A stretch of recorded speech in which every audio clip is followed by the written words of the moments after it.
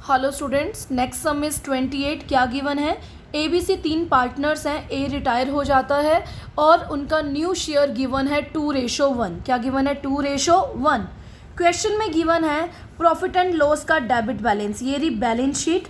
Profit and loss का debit balance दिखाते हैं एसेट्स में, क्योंकि लॉस होता है 72,000 का।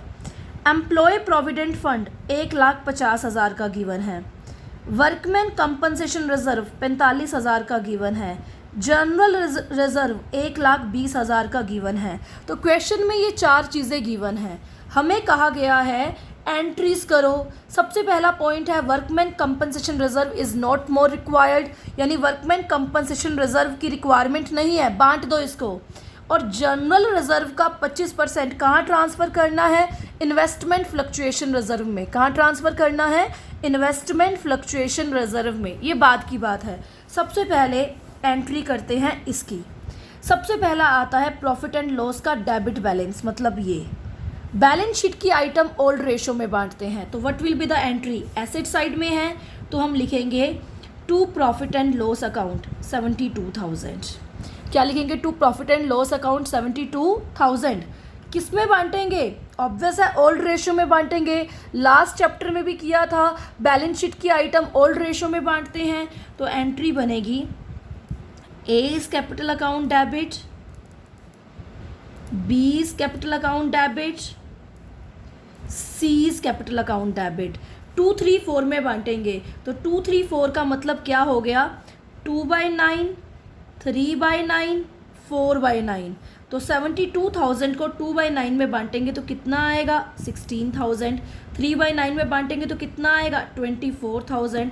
72,000 को 4/9 में बांटेंगे तो कितना आएगा? 32,000। तो इसकी हम जर्नल एंट्री कर चुके हैं। अब आता है EPF, एम्प्लॉय प्रोविडेंट फंड। ये एक आउटसाइड लाइबिलिटी होती है, तो इसका डिस्ट्रीब्यूशन नहीं करते और गलती से बच्चे इसका डिस्ट्रीब्यूशन भी कर आते हैं।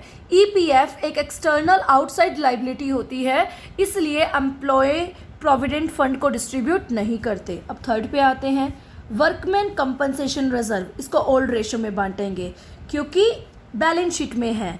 तो वर्कमैन कंपनसेशन रिजर्व लाइबिलिटी होती है, तो हमने लिखा workman compensation reserve account debit 45,000। Old में बांटेंगे तो क्या बनेगा? 2A capital account, 2B capital account, 2C capital account. 2A capital account, 2B capital account और 2C कैपिटल अकाउंट। ओके, तो 45,000 को बांट दीजिए 2/9, 3/9 और 4/9 में। 10,000, 15,000 और हमारे पास आएगा 20,000। इसको भी हमने बांट दिया, इसको भी बांट दिया। अब आता है जनरल रिजर्व 1,20,000 का। तो हमने लिखा जनरल रिजर्व अकाउंट डेबिट 1,20,000। अगर कुछ ना कह रखा होता तो हम ओल्ड रेशो में बांट देते, लेकिन इसने बोला 25% IFR में, यानी इन्वेस्टमेंट फ्लक्चुएशन रिजर्व में ट्रांसफ़र करो।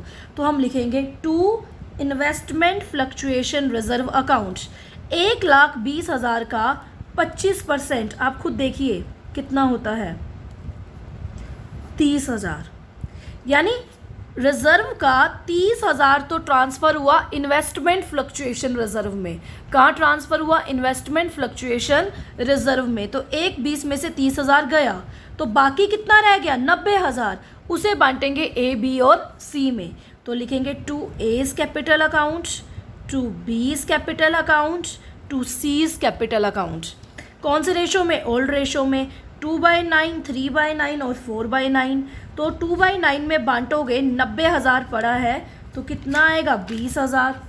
यहाँ पे कितना आएगा? 30,000 और यहाँ पे कितना आएगा? 40,000। तो ये आपके लिए एक नया पॉइंट था। पूरा का पूरा रिजर्व नहीं बांटना, रिजर्व का 25% ट्रांसफ़र करना है इन्वेस्टमेंट फ्लक्चुएशन रिजर्व में। तो general reserve account debit 1,20,000, to investment fluctuation reserve account 30,000, 2A capital account, 2B capital account और 2C कैपिटल अकाउंट। ठीक है, तो ये सम था।